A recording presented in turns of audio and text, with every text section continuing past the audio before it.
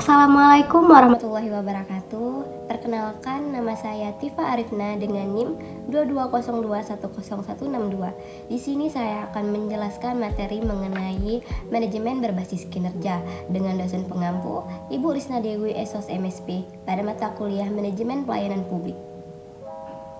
Materi yang akan saya bahas kali ini ada 4. Yang pertama, pengertian manajemen berbasis kinerja. Yang kedua, 7 kunci manajemen berbasis kinerja. Yang ketiga, manfaat manajemen berbasis kinerja. Dan yang terakhir, syarat manajemen berbasis kinerja.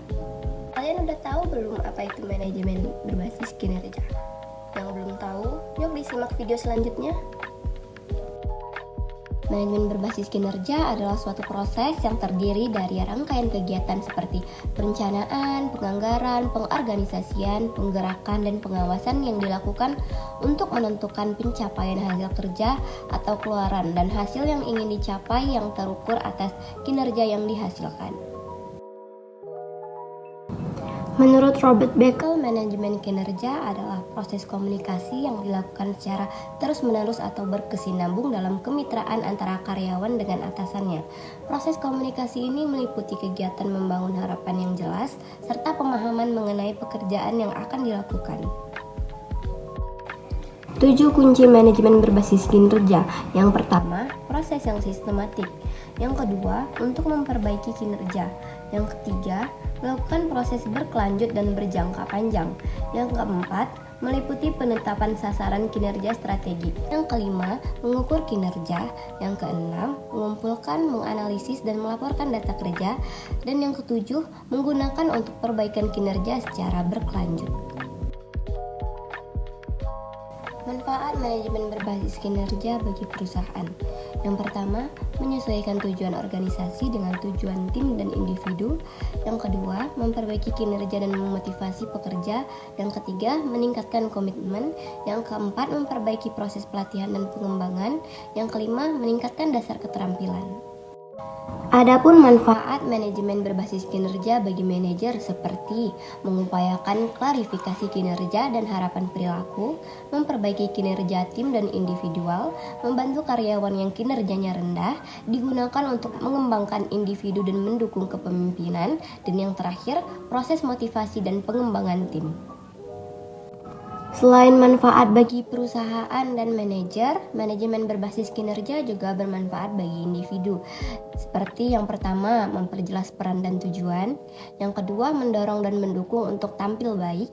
Yang ketiga, membantu pengembangan kemampuan dan kinerja. Yang keempat, dasar objektivitas dan kejujuran untuk mengukur kinerja. Dan yang terakhir, untuk membantu agar pegawai fokus pada tujuan dan rencana perbaikan kinerja. Penerapan manajemen kinerja harus memenuhi syarat-syarat dasar sebagai berikut. Yang pertama, perusahaan harus memiliki strategi yang jelas dalam mewujudkan tujuannya. Yang kedua, perusahaan kontrak kerja utama yang terukur dalam kuantitatif dan memiliki target yang ingin dicapai. Yang ketiga, terdapat kontrak kinerja di mana ukuran kinerja dituangkan dalam kesepakatan antara bawahan dan atasan. Yang keempat, terdapat siklus manajemen kinerja yang baku dan dipatuhi seluruh perusahaan, yaitu berupa perencanaan kerja, pelaksanaan, pengawasan, dan evaluasi. Dan yang terakhir, terdapat pemberian reward dan hukuman yang bersifat membangun konsisten di dalam perusahaan. Nah, jadi di sini saya akan memberikan satu contoh kasus pada Bank Rakyat Indonesia, kantor cabang Solo Sudirman.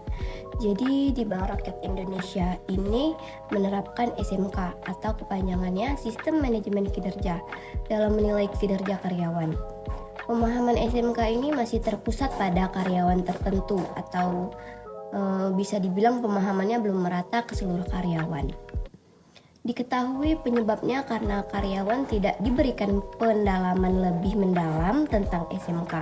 Dilihat juga penerapan SMK masih kurang dipahami pada karyawan di divisi lain. Jadi solusi yang tepat untuk permasalahan pada Bank Rakyat Indonesia ini adalah perusahaan sebaiknya meminta Divisi Sumber Daya Manusia memberikan penjelasan lebih mendalam tentang penerapan SMK kepada seluruh karyawan di lain divisi. Sehingga hasil penilaian kinerja menggunakan SMK ini diharapkan bersifat transparan dengan menyediakan sarana komunikasi yang efektif dan responsif dalam memperoleh informasi mengenai perusahaan, sehingga seluruh pemangku kepentingan mampu memahami kinerja dan tindakan perusahaan. Selain itu, perusahaan juga seharusnya menerapkan SMK online pada karyawan kontrak karena lebih menghemat dari segi biaya dan waktu, serta lebih efektif dan lebih efisien. Terima kasih kepada teman-teman yang sudah menonton video saya. Apabila ada kekurangan, saya mohon maaf dan semoga apa yang saya jelaskan bermanfaat bagi teman-teman semuanya. Wabillahi taufiq wal hidayah. Assalamualaikum warahmatullahi wabarakatuh. Dadah.